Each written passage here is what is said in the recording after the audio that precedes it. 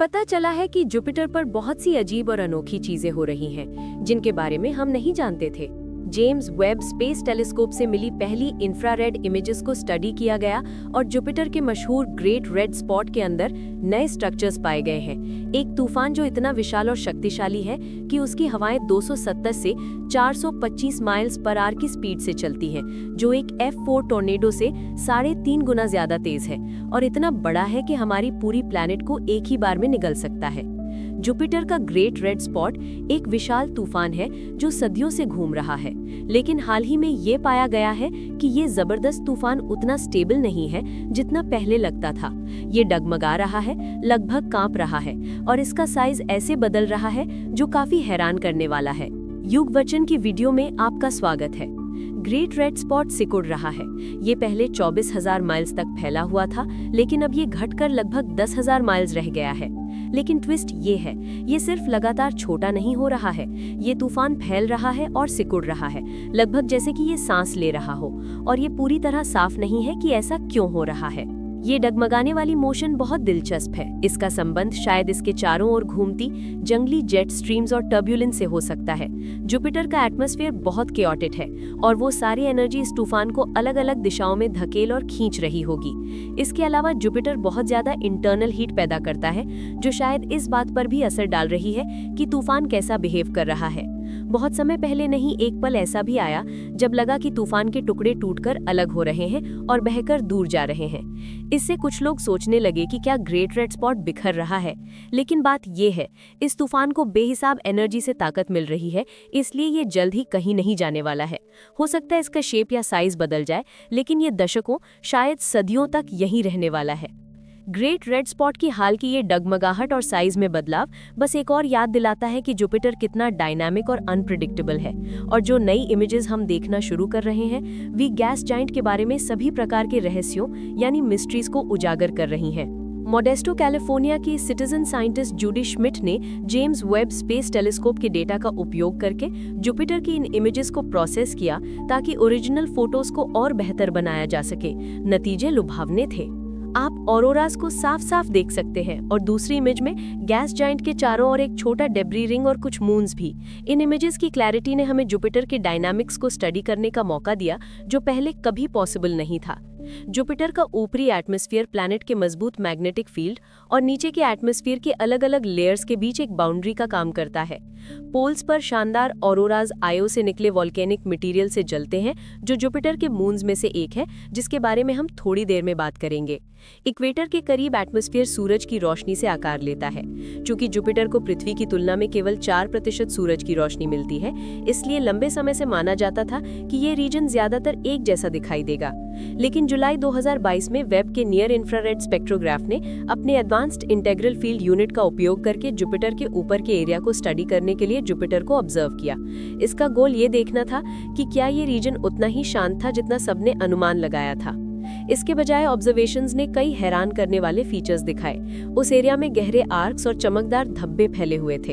Image में जो blue areas हैं, वो रेड एरियाज की तुलना में बहुत कम ऊंचाई यानी ऑल्टीट्यूड पर है, जिससे पता चलता है कि इस तूफान का स्ट्रक्चर काफी दिलचस्प है। हालांकि इस रीजन से आने वाली रोशनी पर सूरज की रोशनी का असर होता है, लेकिन पाया गया कि कोई और मैकेनिज्म भी काम कर रहा हो सकता है जो एटमॉस्फेयर के स्ट्रक्चर को बदल रहा है।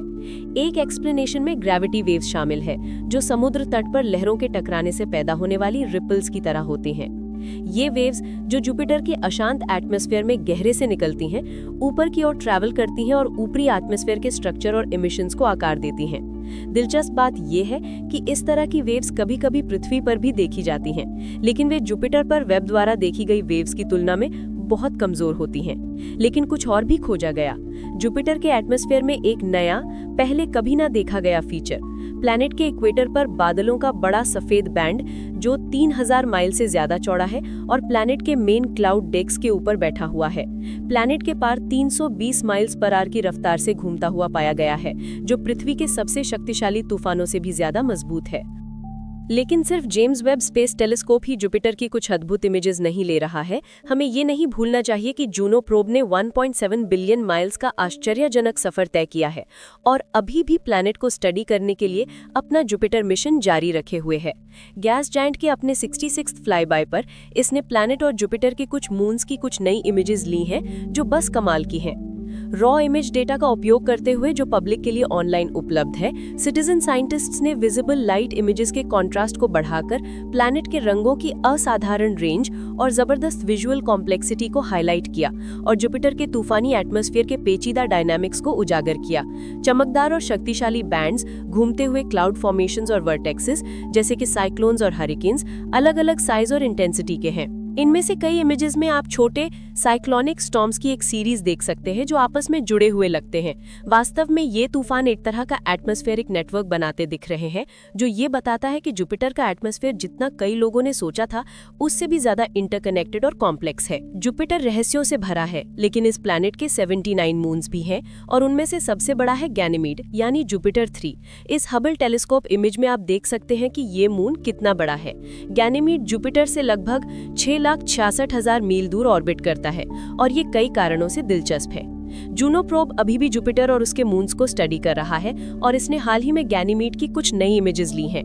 ये 20 साल में पहली बार था कि मून को फोटोज में फिर से देखा गया था और इस बार कुछ हैरान करने वाला मिला। इमेजेस को देखा गया और सबूत मिले जो दिखाते हैं कि जुपिटर के इस बड़े मून से लगभग 4 बिलियन साल पहले 93 माइल चौड़ा एक एस्टेरॉयड टकराया होगा।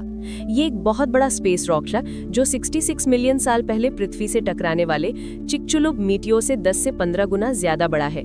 इस मेगा एस्टेरॉयड का इम्पैक्ट इतना जबरदस्त था कि इसने गैनीमीड को उसकी एक्सिस से हटा दिया और उसके रोटेशन को बदल दिया। एक दिलचस्प बात ये पता चली कि टक्कर से निकला ज्यादातर मटेरियल वापस क्रेटर में ही गिर गया, जिससे वो ज्यादातर छिपा रहा। इसके बावजूद इस बड़े इम्पैक्ट के सबूत मून की सरफेस पर देखे जा सकते हैं। गैनीमीड असल में क्रेटर से भरा है और उनमें से कुछ बहुत बड़े हैं जो ये दिखाते हैं कि ये मून अपने पास्ट में सिर्फ एक ही विशाल प्राचीन एस्टेरॉयड से नहीं टकराया है, लेकिन गैनीमीड शायद कुछ और भी छुपा रहा हो और शायद बहुत कुछ। हाल ही में ये पता चला कि गैनीमीड के पतले एटमॉस्फेयर में वाटर वेपर है। सूरज से 50 करोड़ मील दूर स्थित इसकी सतह पर पानी की बर्फ -300 डिग्री फ़ारेनहाइट जितने ठंडे तापमान में ठोस जमी हुई है। ये मून की बर्फीली सतह को चट्टान जितना सख्त बना देता है, लेकिन सूरज से आने वाले चार्ज्ड पार्टिकल्स की बारिश अभी भी गैनीमीड पर बर्फ को वाटर वेपर में बदलने के लिए काफी है। और जहाँ की यह किसी भी सामान्य बंजर आइस बॉल मून की तरह दिख सकता है, कुछ का मानना है कि बर्फीली परत के नीचे लिक्विड वाटर का एक विशाल महासागर है। अगर ऐसा है तो ये महासागर जीवन का घर हो सकता है, या ये हमें जीवन के उभरने के लिए जरूरी परिस्थितियों के बारे में कुछ सुराग दे सकता है। नीचे क्या है ये जानने के लिए नए मिशंस प्लान किए गए हैं। जुपिटर का एक और अविश्वसनीय रूप से आकर्षक मून है आयो, और ये मून प्लैनेट को चुपचाप ऑर्बिट करने के अलावा और भी बहुत कुछ करता है और ये हमें अरोरास तक लाता है। यहाँ पृथ्वी पर हम जो अरोरास देखते हैं वे जुपिटर के अरोरा से बिल्कुल अलग है, क्योंकि वे सूरज से आने वाले चार्ज्ड पार्टिकल्स के एटमॉस्फेयर से टकराने के कारण होते हैं। लेकिन चूंकि जुपिटर सूरज से बहुत दूर है, इसलिए कोई नहीं समझ पाया कि इस प्लैनेट के अरोरास को पावर कहाँ से मिल रही थी। जूनो ने प्लैनेट के दोनों पोल्स के चारों ओर एक फ्लाई बाय किया और प्रोब के इंस्ट्रूमेंट ने जुपिटर के एटमॉस्फेयर में इलेक्ट्रॉन्स का पता लगाया जो 400 लाख इलेक्ट्रॉन वोल्ट्स तक की एनर्जीज के साथ प्लैनेट की ओर धकेले जा रहे थे, जो पृथ्वी पर रिकॉर्ड की गई सबसे मजबूत ऑरोरल पोटेंशियल से 30 गुना ज्यादा शक्तिशाली है। ये टाइम लैप्स इमेज एक अनोखे फिनोमिनन को भी कैप्चर करती है। इमिशंस जो जुपिटर के 3 सबसे बड़े मून्स के मैग्नेटिक फुटप्रिंट्स से जुड़े हैं। ये फुटप्रिंट्स हर मून से लेकर प्लैनेट की सरफेस तक जुपिटर के मैग्नेटिक फील्ड के रास्ते को ट्रेस करते हैं। ये चमकते इमिशंस मून्स द्वारा जनरेट किए गए इलेक्ट्रिक करंट से बनते हैं जो जुपिटर के मैग्नेटिक फील्ड के साथ ट्रैवल करते हैं और इसके ऊपरी एटमॉस्फेयर के साथ इंटरैक्ट करते हैं। ये जानना जरूरी है और आप 1 मिनट में देखेंगे कि क्यों। लावा झीलों और 400 से ज्यादा एक्टिव वोल्केनो से ढका है जो लगातार जुपिटर के मैग्नेटोस्फीयर में वोल्केनिक मटेरियल उगलते रहते हैं। इस जूनो प्रोब ने इस इमेज में मून पर एक्टिव वोल्केनो से 2 प्लूम्स को कैप्चर किया और हाल ही में नए जूनो डेटा में एक विशाल वोल्केनो को फटते हुए देखा गया। और सभी नए इमेज डेटा के साथ और जूनो प्रोब के इंस्ट्रूमेंट्स के डेटा को मिलाकर ये पाया गया कि हर 27 मिनट्स में जुपिटर एक्सरेज का एक बर्स्ट पैदा करता है। अब बस जूनो डेटा को देखने की बात थी कि हर 27 मिनट्स में और क्या हो रहा था, और ये पता चला। जब जुपिटर घूमता है तो ये अपने मैग्नेटिक फील्ड को अपने साथ खींचता है, जिस पर सोलर विंड के पार्टिकल्स सीधे टकराते हैं और उसे कंप्रेस करते हैं। ये कंप्रेशन उन इलेक्ट्रिकली चार्ज्ड एटम्स को गर्म करता है जिन्हें आयंस कहते हैं, जो जुपिटर के मैग्नेटिक फील्ड में फंसे होते हैं। ये एक फिनोमिनन को ट्रिगर करता है जिसे इलेक्ट्रोमैग्नेटिक आयन साइक्लोन वेव्स कहते हैं। जुपिटर के मैग्नेटिक फील्ड से गाइड होकर ये आयंस उस EMIC वेव पर सर्व करते हैं और आखिरकार प्लैनेट के पोल से जोर से टकराते हैं, जिससे वे जबरदस्त एक्सरे अरोरास पैदा करते हैं जो हम इमेजेस में देखते हैं। लेकिन इन अरोरास को पावर देने वाली ये अकेली चीज नहीं है। आयो का ऑर्बिट जुपिटर से 2,62,000 मील दूर है। ये प्लैनेट की शक्तिशाली मैग्नेटिक लाइंस ऑफ फोर्स को काटता है, जो खुद को एक इलेक्ट्रिक जनरेटर में बदल देता है, जो अपने आर पार 4 लाख वोल्ट्स डेवलप कर सकता है और 3 मिलियन एम्पियर्स का इलेक्ट्रिक करंट बना सकता है। और जाहिर है, ये करंट जुपिटर की मैग्नेटिक फील्ड लाइंस के साथ सबसे कम रेजिस्टेंस वाला रास्ता अपनाकर प्लैनेट की सरफेस तक जाता है, जिससे जुपिटर के ऊपरी एटमॉस्फेयर में बिजली और अरोरा पैदा होते हैं। दशकों की इंटेंसिव स्टडीज ने ये दिखा दिया है कि जुपिटर कितना ज्यादा पेचीदा यानी इंट्रिकेट है। हाल ही में गैस जायंट को ऑर्बिट करते हुए 12 और मून्स की खोज की गई है। जुपिटर की चारों ओर सैटेलाइट्स की कुल संख्या अब 92 है, जो सोलर सिस्टम में किसी भी अन्य प्लैनेट से ज्यादा है। लेटेस्ट खोजे गए मून्स के साइज 1 से 3.2 किलोमीटर तक के हैं। इनमें से ज्यादातर मून्स के ऑर्बिट बहुत बड़े हैं, जिनमें से 9 से 12 को प्लैनेट के चारों ओर एक चक्कर पूरा करने में 550 दिन से ज्यादा समय लगता है। साइंटिस्ट्स का मानना है कि चूंकि ये दूर के मून्स जुपिटर के रोटेशन की उल्टी दिशा में घूमते हैं, इसलिए ये कैप्चर किए गए एस्ट्रॉइड्स हो सकते हैं। ये लंबे समय से माना जाता रहा है कि जुपिटर एक प्रोटेक्टिव शील्ड के रूप में काम करता है, जो हमारे प्लैनेट को बाहरी स्पेस के खतरों से बचाता है। पास्ट में एस्ट्रोनॉमर्स ने तो यहाँ तक कहा है कि ये उन कारणों में से एक था जिसकी वजह से पृथ्वी पर जीवन को इवॉल्व होने का मौका मिला। लेकिन हाल की फाइंडिंग्स पृथ्वी के सेलेस्टियल गार्जियन के रूप में जुपिटर की भूमिका पर संदेह पैदा करते हैं। लॉन्ग पीरियड कॉमेट्स, जो सोलर सिस्टम के दूर के रीजन से आते हैं और सन को ऑर्बिट करने में हजारों साल लगाते हैं, आमतौर पर हमारे आसपास के क्षेत्र में प्रवेश करते हैं। हालांकि जुपिटर के ग्रेविटेशनल इन्फ्लुएंस के लिए धन्यवाद, इनमें से ज्यादातर तेजी से बढ़ते बर्फीले ऑब्जेक्ट्स अर्थ के पास आने से पहले ही सोलर सिस्टम से बाहर फेंक दिए जाते हैं। इसलिए लॉन्ग पीरियड कॉमेट्स के हमारे प्लैनेट से टकराने की संभावना बहुत कम होती है, जो लाखों या करोड़ों सालों में होती है। और जुपिटर की उपस्थिति अर्थ को इन पोटेंशियल इम्पैक्ट से बचाने में अहम भूमिका निभाती है। लेकिन गैस जायंट की ग्रेविटी का अर्थ पर जीवन के लिए पॉजिटिव और नेगेटिव दोनों तरह का असर होता है। एक तरफ इसकी जबरदस्त ग्रेविटी आसपास के रॉक पार्टिकल्स को इकट्ठा होकर एक प्लैनेट बनने से रोकती है, जिससे एस्ट्रॉइड बेल्ट का निर्माण हुआ, जो मार्स और जुपिटर के बीच बिखरे हुए कई छोटे डेब्रिस फ्रैगमेंट्स हैं। लेकिन आजकल गैस जायंट का ग्रेविटेशनल पुल एस्ट्रॉइड्स को इन्फ्लुएंस करना जारी रखता है, जिससे कुछ सन की ओर भटक जाते हैं। उनकी ट्रैजेक्टरी में ये बदलाव एच से टकराने की संभावना को बढ़ा देता है, और हमने इसे पास्ट में देखा भी है। 1770 में लेक्सल्स कॉमेट हमारे प्लैनेट से सिर्फ 1 मिलियन मील दूर से गुजरा था, जो एस्ट्रोनॉमिकल स्केल पर एक असाधारण निकटता है। साइंटिस्ट्स का मानना है कि ये कॉमेट शुरुआत में सोलर सिस्टम के बाहरी इलाकों से आया था और जुपिटर के साथ इसका एक क्लोज एनकाउंटर, जिसने इसका रास्ता अर्थ की ओर मोड़ दिया। सन के अराउंड 2 ऑर्बिट्स पूरे करने के बाद कॉमेट 9 साल बाद जुपिटर के करीब एक बिंदु पर लौटा, जिसने बाद में इसे हमारे सोलर सिस्टम से बाहर निकाल दिया। जुपिटर शील्ड थियरी, जिसे पास्ट में कंप्यूटर सिमुलेशंस का सपोर्ट मिला था, सजेस्ट करती थी कि जुपिटर अनगिनत लॉन्ग पीरियड कॉमेट्स को सोलर सिस्टम से बाहर निकालता है। और इस थियरी ने 1994 में 5वें प्लैनेट से कॉमेट शूमेकर-लेवी 9 के टकराने की भी प्रिडिक्शन की थी। लेकिन कंप्यूटिंग रिसोर्सेज उतने पावरफुल नहीं थे जितने आजकल हैं, और साइंटिस्ट्स को बहुत सारे कैलकुलेशंस करने पड़ते थे। आज हमारे पास डेटा है जिसमें लॉन्ग पीरियड कॉमेट्स की तुलना में अर्थ के ऑर्बिट को इंटरसेक्ट करने वाले शॉर्ट पीरियड कॉमेट्स और नियर अर्थ एस्ट्रॉइड्स की हायर नंबर शामिल है, और नए सिमुलेशंस एक अलग तस्वीर दिखाते हैं। जुपिटर की इंप्रेसिव ग्रेविटी एस्ट्रॉइड बेल्ट के साथ इंटरैक्ट करती है, जिससे ग्रेविटेशनल रेजोनेंस पैदा होते हैं, जो आवारा एस्ट्रॉइड्स को साफ करते हैं और उन्हें इनवर्ड रीडायरेक्ट करते हैं। एस्ट्रॉइड्स के बीच टक्कर भी इस प्रोसेस में कंट्रीब्यूट कर सकती है, जो रॉकी फ्रैगमेंट्स को रेजोनेंट जोन्स में बिखेर देती है। एस्ट्रॉइड बेल्ट का इनर एज सेक्युलर रेजोनेंस नामक फिनोमिनन से विशेष रूप से प्रभावित है, जो मटेरियल को इनर सोलर सिस्टम में पुश करता है। जुपिटर का करंट मास इसे कॉमेट्स को अर्थ की ओर रीडायरेक्ट करने, जैसा कि लेक्सल्स कॉमेट के साथ देखा गया, और उन्हें सोलर सिस्टम से इफेक्टिवली रिमूव करने, दोनों की परमिशन देता है। अगर जुपिटर का मास प्रेजेंट मास का सिर्फ 5वां हिस्सा होता तो ये कॉमेट्स को डिस्टेबलाइज तो करता, लेकिन उनमें से कई को रिमूव करने की कैपेबिलिटी खो देता, जिससे अर्थ पर इम्पैक्ट रेट ज्यादा होता। इम्पैक्ट्स की फ्रीक्वेंसी एक प्लैनेट पर लाइफ के लॉन्ग टर्म एवोल्यूशन में अहम भूमिका निभाती है। अर्थ का जियोलॉजिकल रिकॉर्ड दर्शाता है कि हर 100 मिलियन ईयर्स में एक बड़ी टक्कर का इम्पैक्ट रेट बायोस्फीयर को रिकवर करने और फलने फूलने के लिए सफिशिएंट टाइम देता है।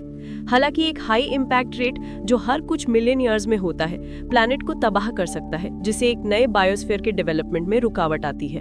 कुछ साइंटिस्ट्स का मानना है कि अर्थ से टकराना ही वो तरीका है जिससे यहाँ पानी आया।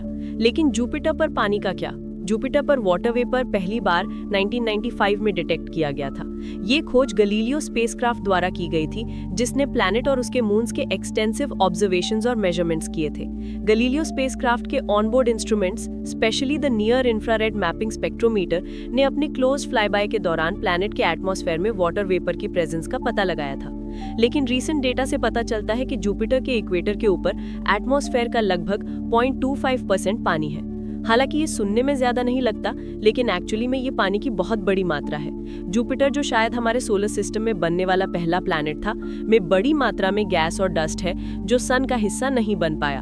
जुपिटर में कितना पानी लॉक्ड है, ये जानना सोलर सिस्टम के फॉर्मेशन को स्टडी करने वाले साइंटिस्ट के लिए बहुत जरूरी है। हाल के सालों में रिसर्चर्स की एक टीम ने टेलीस्कोप डेटा का उपयोग करके जुपिटर के मशहूर ग्रेट रेड स्पॉट के भीतर पानी की पर्याप्त उपस्थिति की खोज की। 2012 में नासा द्वारा लॉन्च किया गया जूनो स्पेसक्राफ्ट वर्तमान में गैस जॉइंट को ऑर्बिट कर रहा है और इसके बादलों की क्लोजअप तस्वीरें ले रहा है।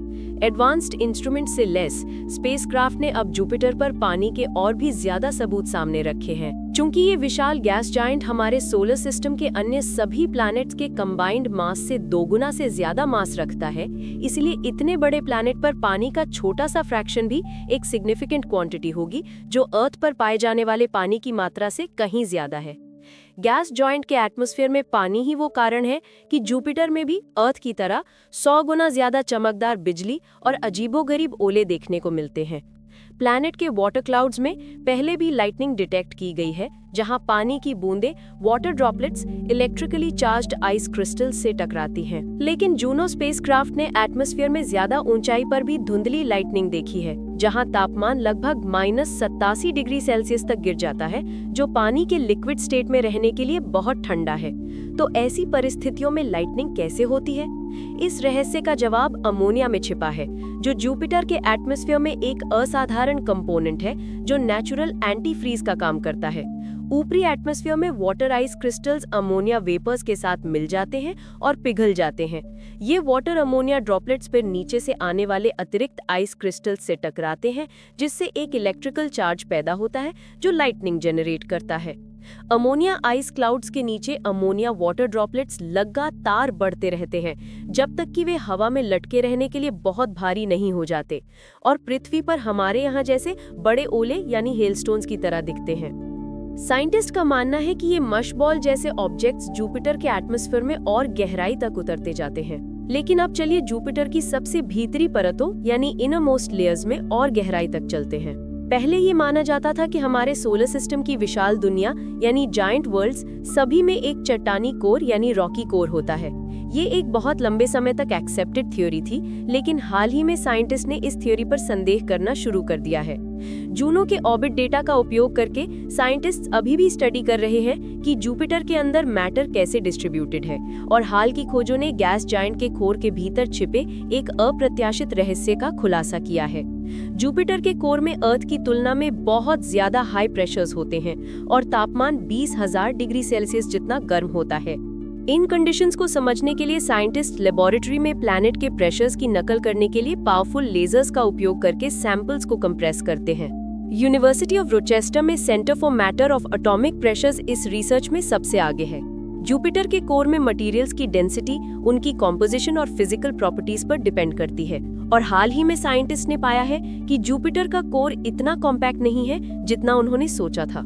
इसके गहरे भीतरी रीजन्स में केवल 18% मटेरियल ही चट्टानी है। जुपिटर मुख्य रूप से हाइड्रोजन से बना है, जो इसकी कॉम्पोजिशन का लगभग 90% है। साथ ही लगभग 10% हीलियम और अन्य एलिमेंट्स की थोड़ी मात्रा है।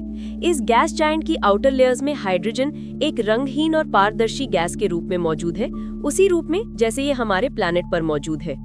जैसे जैसे आप जुपिटर में गहरे उतरते हैं, बढ़ता एटमॉस्फेरिक प्रेशर हाइड्रोजन को एक अजीब घने फ्लूइड में बदल देता है, जो एक मेटल की तरह कंडक्ट करता है। तो ये सब्सटेंस क्या है?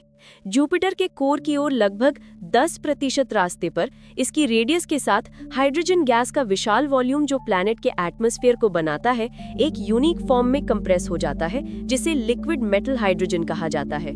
लिक्विड मेटल हाइड्रोजन में पानी के समान प्रॉपर्टीज होती हैं, जिनमें लो विस्कोसिटी, बेहतरीन इलेक्ट्रिकल कंडक्शन और एफिशिएंट थर्मल कंडक्शन शामिल है। जुपिटर के भीतर ये अबंडेंट सब्सटेंस प्लैनेट को एक बहुत बड़े जेनरेटर में बदल देता है। पृथ्वी पर एलिमेंट्स टेम्परेचर और प्रेशर के आधार पर सॉलिड्स, लिक्विड्स या गैसेस के रूप में मौजूद होते हैं। हालांकि हाइड्रोजन आमतौर पर हमारे प्लैनेट पर गैस है, लेकिन इसे आर्टिफिशियली कंप्रेस और ठंडा करके लिक्विड या सॉलिड बनाया जा सकता है। हालांकि इन स्टेट्स में भी हाइड्रोजन अपना नॉन मेटालिक नेचर बनाए रखता है, जो हीट और इलेक्ट्रिसिटी का पुअर कंडक्शन करता है। इसके विपरीत मेटल्स अपने एटम अरेंजमेंट के कारण हीट और इलेक्ट्रिसिटी के कंडक्शन में एक्सेल करते हैं। हमारे सोलर सिस्टम के गैस जायंट के भीतर गहराई में हाइड्रोजन एक्सट्रीम टेम्परेचर और प्रेशर से गुजरता है, जो लिक्विड मेटल हाइड्रोजन सहित अजीब स्टेट्स की अनुमति देता है। इन कंडीशंस के तहत हाइड्रोजन एटम्स अपने इलेक्ट्रॉन्स को छोड़ देते हैं, जिसके परिणाम स्वरूप फ्री फ्लोटिंग हाइड्रोजन न्यूक्लियाई और इलेक्ट्रॉन्स का एक मिक्स बनता है। ये इलेक्ट्रॉन मोबिलिटी मेटल के बिहेवियर जैसा होता है। एक थियरी है कि जुपिटर का कोर इस सब्सटेंस के विशाल महासागरों से भरा हो सकता है, और जुपिटर के कोर के मास के पिछले अनुमानों के आधार पर ये हमारे प्लैनेट से 12 से 45 गुना ज्यादा मैसिव हो सकता है। 40,000 किलोमीटर गहरी लिक्विड मेटल हाइड्रोजन की परत जुपिटर के लगभग 10 घंटे के तेज रोटेशन के साथ मिलकर एक विशाल मैग्नेटिक फील्ड जेनरेट करती है, जो 725 मिलियन किलोमीटर की आश्चर्यजनक दूरी तक फैली हुई है। ये मैग्नेटिक फील्ड हमारे सोलर सिस्टम में सबसे बड़ा है और इसमें अपने ही रहस्य छिपे हैं। जुपिटर के एटमॉस्फेयर में 320 किलोमीटर से भी ज्यादा गहरे रीजन्स की खोज करते हुए साइंटिस्ट ने ग्रेट ब्लू स्पॉट नामक एक नए पाए गए एरिया की पहचान की।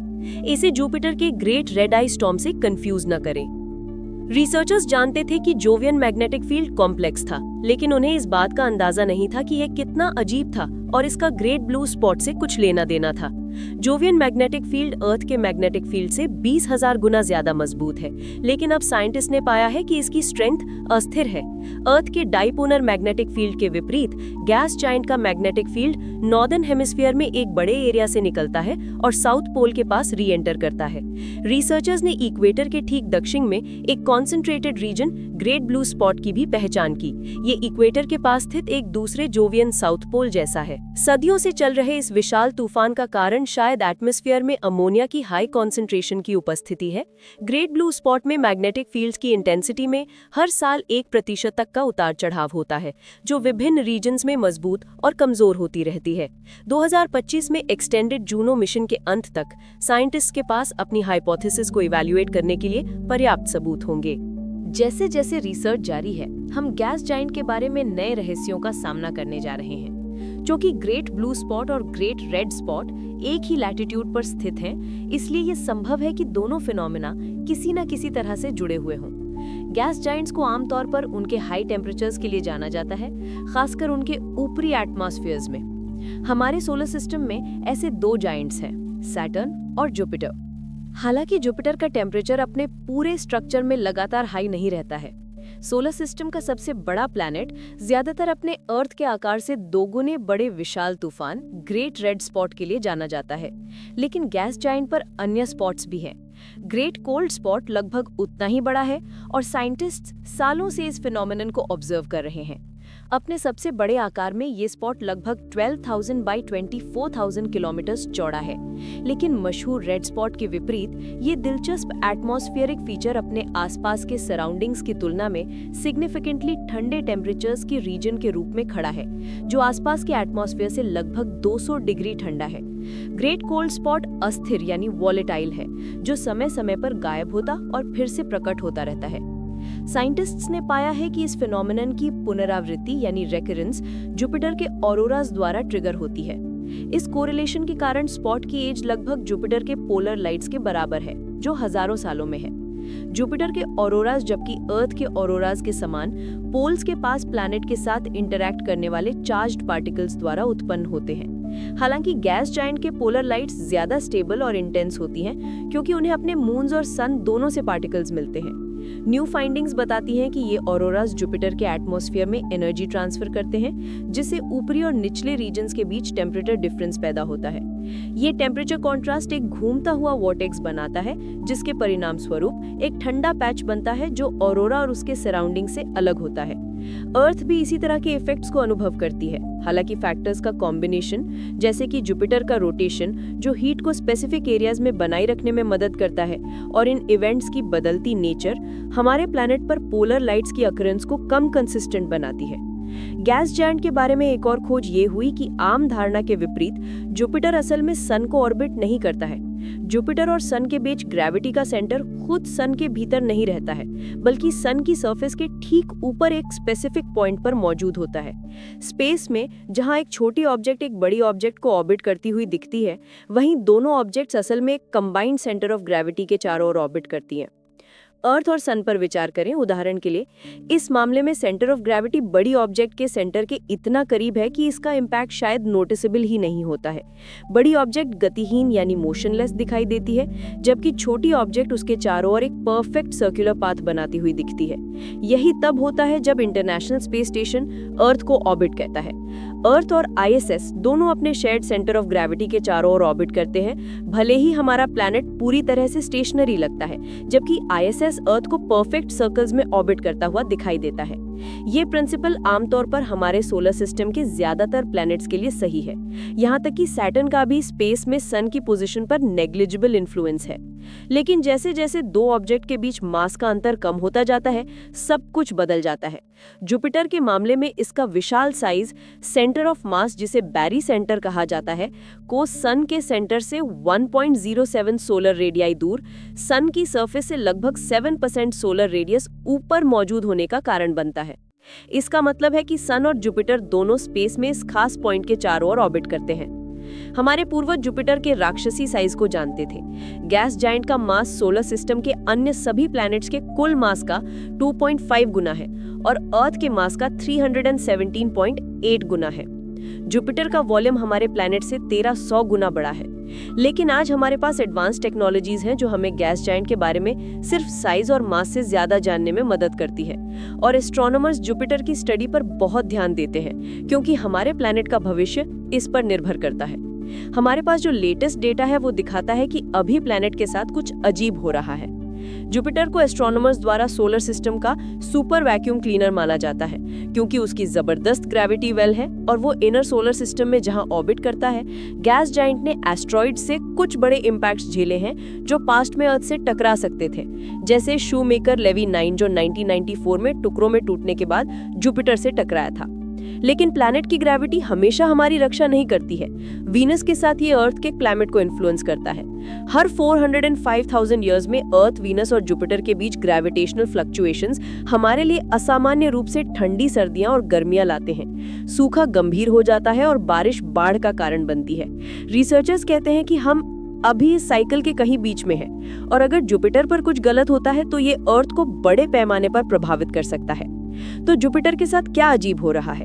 एक तो इसका सबसे मशहूर तूफान सिकुड़ता जा रहा है और हमें कोई अंदाजा नहीं है कि यह प्लैनेट को कैसे प्रभावित करेगा। ग्रेट रेड स्पॉट जुपिटर पर एक विशाल एंटी साइक्लोनिक तूफान है। अर्थ पर सबसे बड़े तूफान 1600 किलोमीटर से ज्यादा चौड़े होते हैं, जिनकी हवाएं 320 किलोमीटर पर आवर तक पहुंचती है। लेकिन ये hurricanes great red spot anti cyclone की तुलना में कुछ भी नहीं है, जो लगभग 16,000 किलोमीटर व्यास का है। ये विशाल तूफान 650 किलोमीटर पर आवर की रफ्तार से जुपिटर का चक्कर लगा रहा है। एस्ट्रोनॉमर्स ने 19वीं सेंचुरी में ग्रेट रेड स्पॉट की खोज की थी और साइंटिस्ट्स अभी भी इस फिनोमेनन की स्टडी करते हैं। जुपिटर के ग्रेट रेड स्पॉट का विशिष्ट रंग लंबे समय से एक रहस्य रहा है। कुछ साइंटिस्ट का मानना है कि तूफान कॉम्प्लेक्स ऑर्गेनिक कंपाउंड से रंगा हुआ है। ये बवंडर इन्हें प्लैनेट के अंदर से एटमॉस्फेयर की ऊपरी परतों में उठा ले जाता है। दूसरों को लगता है कि इसका जंग लगा हुआ रंग एंटी साइक्लोन के ऊपरी एटमॉस्फेयर में सूरज की रोशनी द्वारा अलग अलग केमिकल्स को तोड़ने से आता है। अगर ऐसा है तो तूफान असल में बहुत ज्यादा रेड नहीं है और जो हम देखते हैं शायद इसकी चोटी पर एक तरह का सनबर्न है। एक और दिलचस्प सवाल यह है कि एंटी साइक्लोन इतने लंबे समय तक क्यों चलता है। साइंटिस्ट्स ने सजेस्ट किया है कि ये जुपिटर की कॉम्पोजिशन के कारण है, जो मोस्टली हाइड्रोजन और हीलियम है। गैस जायंट के पास तूफान को फ्रिक्शनली कमजोर करने के लिए कोई सॉलिड सरफेस नहीं है। अर्थ पर फ्रिक्शन सरफेस के पास हवा की स्पीड को कम कर देता है। ये तूफानों को धीमा कर देता है। लेकिन हमारे सोलर सिस्टम के अन्य प्लैनेट्स भी अर्थ की तरह नहीं है। सैटर्न फॉर एग्जांपल रॉकी नहीं है और वहां तूफान इतने लंबे समय तक नहीं चलते हैं। सैटर्न का सबसे बड़ा तूफान ग्रेट व्हाइट स्पॉट कई हजार किलोमीटर्स तक फैला है। आप इसे टेलीस्कोप से एक व्हाइट ओवल के रूप में देख सकते हैं। ये स्पॉट हर 30 साल में दिखाई देता है और फिर बिना किसी निशान के गायब हो जाता है। नेपट्यून पर बिग डार्क स्पॉट, जिसे 1989 में खोजा गया था, वो भी शॉर्ट लिव्ड साबित हुआ। तूफान के चारों ओर हवा 2400 किलोमीटर पर आवर तक की सुपरसोनिक स्पीड्स तक पहुंच गई थी। बिग डार्क स्पॉट लगातार अपना शेप और साइज बदल रहा था। इतनी एक्टिविटी के साथ तूफान स्पष्ट रूप से थमने वाला नहीं था और फिर भी 1994 में ये गायब हो गया। लेकिन चलिए ग्रेट रेड स्पॉट पर वापस आते हैं। जूनो स्पेसक्राफ्ट 2019 में एंटी साइक्लोन के ऊपर से 2 बार गुजरा। इसने तूफान की इमेजेस ली ताकि इसकी नेचर को डिटरमिन करने में मदद मिल सके। जूनो की डेटा का उपयोग करते हुए साइंटिस्ट्स ने जुपिटर का 3 डायमेंशनल मॉडल तैयार किया। इसने दिखाया कि ग्रेट रेड स्पॉट पहले सोचे गए से कहीं ज्यादा गहराई तक फैला हुआ है। अर्थ पर इस साइज का तूफान इंटरनेशनल स्पेस स्टेशन के ऊपर तक उठ जाएगा। रिसर्चर्स का कहना है कि ऊपर से देखने पर साइक्लोन एक विशाल पैनकेक जैसा दिखता है, लेकिन एक बहुत मोटा पैनकेक जो जुपिटर के बादलों में 500 किलोमीटर गहराई तक जाता है। ये अर्थ के महासागरों से 50 से 100 गुना ज्यादा गहरा है। तूफान को एटमॉस्फेरिक जेट्स से पावर मिलती है जो बहुत गहरे, लगभग 3000 किलोमीटर तक जाते हैं। साइंटिस्ट्स अभी भी उस मैकेनिज्म को सुलझाने की कोशिश कर रहे हैं कि ये जेट्स कैसे मूव करते हैं। अभी तक स्पेसक्राफ्ट डेटा से केवल एक ही सुराग मिला है। एटमॉस्फेरिक अमोनिया गैस जेट्स में ऊपर और नीचे मूव कर रही है। ये अर्थ पर चीजों के होने के तरीके से बहुत अलग है।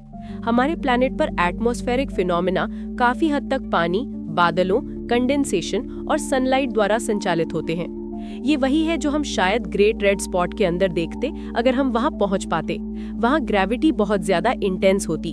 ग्रेट रेड स्पॉट के ऊपर से गुजरता जूनो स्पेसक्राफ्ट किसी गड्ढों भरी सड़क पर कार चलाने जैसा था। अर्थ तक पहुंचने वाली रेडियो वेव्स थोड़ी कंप्रेस्ड और स्ट्रेच्ड थीं। इस इफेक्ट के लिए धन्यवाद। साइंटिस्ट्स ने 0.01 मिलीमीटर्स पर सेकंड के छोटे झटके पकड़े और तूफान के अंदर ग्रेविटी को कैलकुलेट करने में सक्षम हुए। ये इतनी मजबूत निकली जैसे कि एंटी साइक्लोन के तल पर कोई रहस्यमयी प्लैनेट छिपा हो। लेकिन जाहिर है साइंटिस्ट्स को वहां कोई प्लैनेट नहीं मिला, केवल एक गैस सरफेस। इस बीच हबल स्पेस टेलीस्कोप से मिले नए मेजरमेंट्स दिखाते हैं कि तूफान ने अपना फॉर्म ओवल से राउंड में बदल लिया है और काफी सिकुड़ गया है। पहले इस राक्षसी तूफान के अंदर 3 अर्थ समा सकती थीं, लेकिन अब सिर्फ एक। 1995, 2009 और 2014 की इन हबल टेलीस्कोप की इमेजेस को देखें। आप देख सकते हैं कि ग्रेट रेड स्पॉट सिर्फ 19 सालों में कितना सिकुड़ गया है। तो जुपिटर पर तूफान क्यों सिकुड़ रहा है और क्या हमें चिंता करने की कोई बात है अगर तूफान गायब हो जाता है? रिसर्चर्स के मुताबिक प्लैनेट के एटमॉस्फेयर में कुछ ऐसा है जो तूफान को मार रहा है। कोई अज्ञात शक्ति ग्रेट रेड स्पॉट को फाड़ रही है। मई 2017 में जेमिनी नॉर्थ टेलीस्कोप ने तूफान के वेस्ट साइड पर एक छोटा हुक शेप्ड बादल देखा और कुछ और जो तूफान के ईस्टर्न साइड से छिलती हुई एक वेव जैसा लग रहा था। जूनो स्पेसक्राफ्ट ने भी स्पॉट से दूर उड़ते हुए रेड फ्लेक्स की इमेज ली। रिसर्चर्स ने कंफर्म किया कि विभिन्न शेप्स के फॉर्मेशंस असल में ग्रेट रेड स्पॉट से अलग होते हैं और स्पेस में बिखर जाते हैं। ये विशाल टुकड़े 1 लाख किलोमीटर तक के साइज के हैं, लगभग पुर्तगाल या आइसलैंड के साइज के। कंप्यूटर मॉडल्स दिखाते हैं कि ये जुपिटर के कॉम्प्लेक्स एटमॉस्फेयर के लिए एक बहुत ही नेचुरल फिनोमिनन है। ये ग्रेट रेड स्पॉट और छोटे तूफानों के कन्वर्जेंस के कारण हो सकता है। जुपिटर पर एंटी साइक्लोन्स दूसरे एंटी साइक्लोन्स की ओर आकर्षित होते हैं और ऑपोजिट्स जैसे साइक्लोन्स और एंटी साइक्लोन्स एक दूसरे को रिपेल करते हैं। एंटी साइक्लोन्स का मर्जिंग एक लंबी प्रोसेस है। शुरुआत में एक छोटा तूफान एक छोटा उभार बन जाता है जो बड़े हरिकेन से सटा होता है। फिर बड़ा तूफान छोटे वाले के साथ मर्ज हो जाता है। लेकिन जब एंटी साइक्लोन साइक्लोन से मिलते हैं तो कुछ अलग होता है। एक एंटी साइक्लोन का क्लॉकवाइज रोटेशन और एक साइक्लोन का काउंटर क्लॉकवाइज रोटेशन पहले उन्हें अचानक रोक देता है। फिर मोशन एक अकल्पनीय फोर्स के साथ फिर से शुरू हो जाता है और तूफानों को अलग अलग दिशाओं में बिखेर देता है। एक छोटा anti cyclone great red spot के साथ मर्ज नहीं होगा बल्कि टुकड़ों में बिखर जाएगा और ये अलग अलग शेप्स के टुकड़े फिर तूफान से अलग हो जाएंगे। एस्ट्रोनॉमर्स मानते हैं कि वे यही ऑब्जर्व कर रहे हैं और ग्रेट रेड स्पॉट अभी भी सिकुड़ रहा है। साइंटिस्ट्स के कैलकुलेशंस के मुताबिक ये लगभग 20 सालों में गायब हो जाएगा। जुपिटर पर इसका असर पड़ने की संभावना नहीं है, लेकिन कुछ इरिवर्सिबल प्रोसेसेस हो सकती हैं जिन्हें ये तूफान रोक रहा था। जब तूफान पूरी तरह से गायब हो जाएगा तो क्या होगा, ये तो वक्त ही बताएगा। हबल टेलीस्कोप के डेटा के आधार पर 2009 से 2020 तक रेड स्पॉट के चारों ओर एवरेज विंड स्पीड 8% बढ़ गई और इसका मतलब है कि एंटी साइक्लोन एक्टिविटी नहीं खो रहा है और फिर से साइज में बढ़ सकता है या इसकी जगह कोई और तूफान ले सकता है। 2000 में प्लैनेट पर 3 छोटे ओवल व्हाइट वर्टेक्स एक साथ मर्ज हो गए और 2005 के अंत में एक नया हरिकेन लाल हो गया। एस्ट्रोनॉमर्स ने इसे स्मॉल रेड स्पॉट कहा। 2006 में small red spot great red spot के कांटेक्ट में आया। क्योंकि ये एक हल्की टक्कर थी, इसीलिए इसका दोनों वर्ल्डविंड्स पर कोई सिग्निफिकेंट इफेक्ट नहीं पड़ा। लेकिन भविष्य में दोनों तूफान एक दूसरे के साथ कैसे रहेंगे? चीजों को सुलझाने के लिए 2021 में नासा के मिशन जूनो को 5 साल के लिए एक्सटेंड कर दिया गया। स्पेसक्राफ्ट रहस्यमयी पोलर साइक्लोन्स, प्लैनेट के मैग्नेटोस्फीयर और इसके अविश्वसनीय रेड स्टॉर्म्स की मॉनिटरिंग करेगा। जुपिटर की स्टडी हबल और वेब स्पेस टेलीस्कोप्स, साथ ही कई ग्राउंड बेस्ड ऑब्जर्वेटरीज द्वारा जारी है। साइंटिस्ट्स को इस गैस जायंट पर और क्या मिल सकता है और इस मशहूर ग्रेट रेड स्पॉट का क्या भविष्य है? आप क्या सोचते हैं? हमें कमेंट्स में बताएं। अगर आपको वीडियो पसंद आया हो तो लाइक और सब्सक्राइब जरूर करें और कमेंट करके बताएं कि वीडियो कैसा लगा। मुझे आपके कमेंट्स का इंतजार रहेगा।